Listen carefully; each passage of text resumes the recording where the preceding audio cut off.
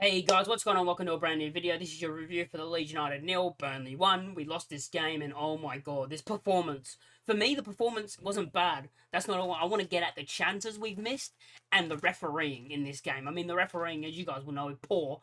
I mean, let's start off the first minute. Joseph does really well to win the ball off the defender. I can't remember which one it was. He goes through one-on-one and he scuffs his shot so wide. You need to take your chances. When you do that, you're through one-on-one. I don't care what minute of the game. It's legit the first minute, but still, you got to do way better with that strike. You got to do way better. He scuffs it to the side. Like, it's not even a good strike. Like, he hasn't even hit it well. He hasn't hit it good. He's missed the target completely, and that's a poor finish where you have to score. I mean, I say have to score. Have to hit the target with a good shot. I'm sorry, you have to. It's poor from that perspective. You move on into later on. I don't remember what happened first. It wasn't a Nonto chance. I mean, Brendan Aronson with an unbelievable ball into Nonto, just hits it straight down the keeper. Not much to say on that. He just hits it straight at the keeper, and you're like, oh god, okay, we're missing chances early on. Oh, could it get worse? What happens? Solomon slips on the wing. They take it, sprint through, one-on-one, and then Bogle takes forever to come across and actually try and defend it, by the way. He takes so long to try and defend this. Luca scored. I don't know how to say his last name. Colisho? Luca Colisho? He scored the goal. He was through one-on-one, basically. Bogle took forever. I don't know. I didn't really look back at if he ran straight away or whatever, but it looked like he took forever to actually come across, and then the shot just goes bottom of the back of the net. It proves they take their chances and we don't, basically, because throughout the rest of the game, we were the better team. We had all the possession. We had this and that, and we had chance after chance to actually win the game and put the game back to 1-1, basically. Or really, we should have had the game out of sight with that Nonto chance. Like, Nonto should have made it 2-0 at the time. We should have been 2. And then you go to the penalty. How that's not a penalty, I will never understand. I can never understand how that's not a penalty. He's went for the tackle, right? And it's not even like a thing of like, oh, is it a penalty? Is it not a penalty?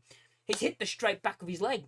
He's hit the straight back of his leg. And I'm like, what are you doing? I mean, not what are you doing? I'm like, that's a penalty. And then, no penalty? He went straight into the back of him. I can't even remember. I'm that angry, I don't even know who it was. I'm trying to think. It was Solomon. It was Solomon. Solomon's there in the box perfectly from behind. And the rest not that far behind, by the way. The rest can see it. I mean, the linesman should be able to see it from where he is. Bang into the back of him. I mean, can we talk about the refereeing also with advantages? He doesn't give an advantage when Aronson gets tackled on the edge of the area. So Aronson got tackled on the edge of the area. The ref goes, advantage. There's zero advantage in that play. I don't know how we don't get the free kick. And then there's 2 or 3 times in the game where we've been taken out, and then we play it forward and we're continuing our run forward, and the ref calls it back. We start actually attacking, and the ref calls it back. But he doesn't call it back when we have zero advantage. It makes no sense. The refereeing was absolutely poor. I mean, God, that first half, we didn't take our chances. We come out into the second half and we do basically the exact same thing. I mean, there's not much to talk about. We just did the exact same thing in the second half. We had all the possession. We were the better team. And then no goal. We couldn't score. Set pieces, not great. There was 1 or 2 that might have been good and close. But overall, performance was actually good. I actually thought we had a good performance. But we just can't. It's the clinicality, being clinical in front of goal is what's costing us and what has cost us in this game. I can't say what is costing us because we've had a good start to the season. I think people need to calm down. I don't think this is the end of it. Or we've lost one game and people are going to pull their hair out like it's the end of the season. Like, we're not going to get promoted because of this loss. Calm down. Because I still think we'll get promoted. But during this game was just frustrating to watch. But with the refs, Burnley as well, like the way they played, just sitting back, and we had the ball. I think we had like 70-something% possession. I mean, you look at that, and you just look at the heat map and stuff, and you just see it's all Leeds, basically, throughout the whole first half, except for a little bit, and throughout the entire second half, except for a little bit. And you look at it, the XG, Leeds United had a 1.8 XG, actually, to Burnley 0.49. So there we can see who took the opportunities. We had 17 shots, they had 7, so they had 10 less shots than us. I mean, the keeper made 4 saves, ours made 2. I mean, their keeper made an unbelievable save twice. The Ampadu strike that was deflected, and he got a touch on it. I think he did. And then the Joseph strike where he's hit one and it's saved. It was a good strike from Joseph. I mean, then you look at some of the stats. Like if you keep looking at the other stats, 9 corners to 3 to us. Then you look at 8 fouls to 13. They gave away 13 fouls. We gave away 8. The passes, they had 257 passes in the whole game. We had 629, and we pass it back. I think too much sometimes. There's certain times where I think we should go forward and then we go back. We should go forward and then we turn and go back and slow everything down and play slow. There was a moment where Nonto had it on the wing and he just stops for some reason and stops and then he goes, "What am I doing?" and then sprints forward. He waited like 5 seconds so their whole defense got back basically and then sprints forward.